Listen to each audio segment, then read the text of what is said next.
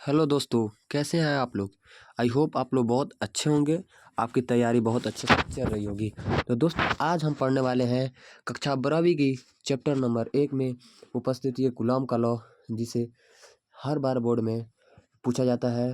गुलाम के नियम यानी उसका क्या परिभाषा है, उसको 2 नंबर में और इसको सिद्ध करने दें 5 नंबर में। तो दोस्तों, आज हम इसको विस्तार रूप में अध्ययन करेंगे और सबसे बड़ी बात है कि इसको हम लोग समझते हुए इसको सिद्ध भी करेंगे। दोस्तों, सबसे पहले इसके बारे में ये बताया जाता है कि सन 1785 ईस्वी में फ्रांसीसी वैज्ञानिक सीए कूलम्ब ने 2 आवेशों के बीच लगने वाला विद्युत बल की खोज की थी। इनके अनुसार कुछ परिभाषा है जिसे आपको मैं बता रहा हूँ और समझाऊंगा भी।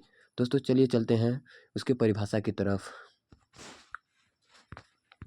तो सबसे पहले उन्होंने एक परिभाषा दिया था जिन्हें कूलम्ब्स लॉ का परिभाषा बोलते हैं, और ये बहुत आसान है। मेरा माने तो इतना ही याद कर ले, आपके 2 नंबर पूर्ण रूप से हो जाएंगे। दोस्तों, उन्होंने कहा था कि 2 स्थिर बिंदु आवेश के बीच लगने वाला बल आकर्षण या प्रतिकर्षण बल दोनों आवेशों के परिमाण के गुणनफल के समानुपाती होता है। दोस्तों, इनके कहने का मतलब है जो F है वो समानुपाती होता है Q1 एंड Q2 के। दरअसल 2 बिंदु होंगे और एक का हम लोग Q1 रखेंगे नाम और 2 का Q2 रखेंगे दूसरा बिंदु का। दोस्तों, यहाँ पर Q आप लोग समझ जाएंगे कि Q का मतलब है आवेश जिसे हम Q से डोनेट करते हैं। दोस्तों, इसका 1 2 और इसके बीच की दूरी जो होगी उसे R से हम लोग डोनेट करेंगे। दोस्तों, इनका पहला जो मतलब है 2 आवेशों के बीच लगने वाला आकर्षण या प्रतिकर्षण बल उन दोनों आवेशों के परिमाणों के गुणनफल के समानुपाती होते हैं। दोस्तों, इनके कहने का मतलब यही है, जैसे समीकरण 1 मान लेंगे। और फिर उनका कहना है कि उनके बीच की दूरी का वर्ग का व्युत्क्रमानुपाती होता है। दरअसल इनका कहना है कि F जो है वो व्युत्क्रमानुपाती होता है किसका, तो दूरी का, और भी वर्ग का, तो इसका स्क्वायर कर देंगे। दोस्तों, यही बात उन्होंने अपना नियम में दिया था।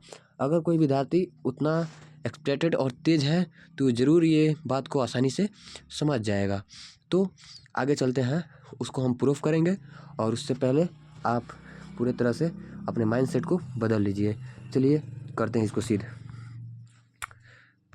दोस्तों, सबसे पहले हम लिखेंगे माना 2 आवेश Q1 Q2 के बीच की दूरी R है। बस आसान बात है, क्योंकि यहाँ पर Q1 है, यहाँ पर Q2 है, और इसकी जो बीच की दूरी है उसको हम R कहते हैं। जो यही बात मैंने आपको पहले बताया था और वही बात यहाँ पर भी दिया हुआ है। तो नियम के अनुसार जो मैंने यहाँ पर लिखा था, जो F है फोर्स है, दोनों आवेश के बीच लगने वाला जो फोर्स है वो Q1 यानी आवेश नंबर 1 और आवेश नंबर 2 का समानुपाती होता है। तो यहाँ पर वही बात को यहाँ पर मेरे पीडीएफ में लिख दिया गया है समीकरण नंबर 1 में, और फिर इसका व्युत्क्रमानुपाती होता है समीकरण नंबर 2 में।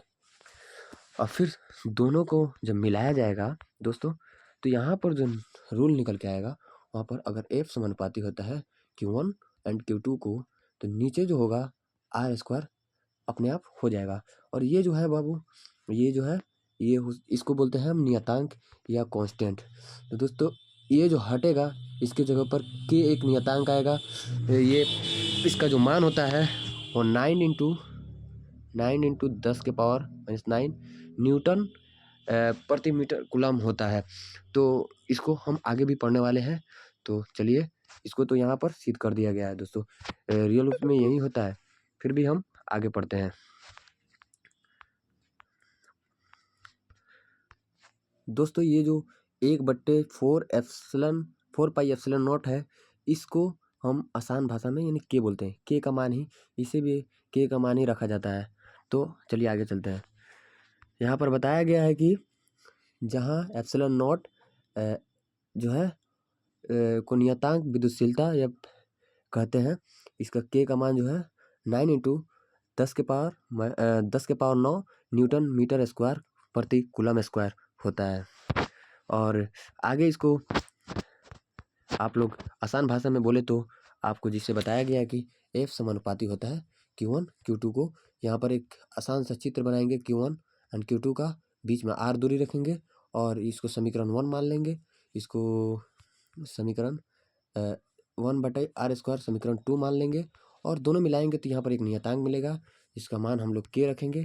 के का मान जो होता है 1/4 पाई एप्सिलॉन नॉट होता है। एप्सिलॉन नॉट का भी मान है और 8.85 इंटू 10 के पावर होता है दोस्तों। तो वीडियो अच्छी लगी हो तो चैनल को सब्सक्राइब करें और बेल आइकन को दबाना ना भूलें, और ऐसे ही वीडियो देखने के लिए चैनल को सब्सक्राइब करें। तो गुड बाय।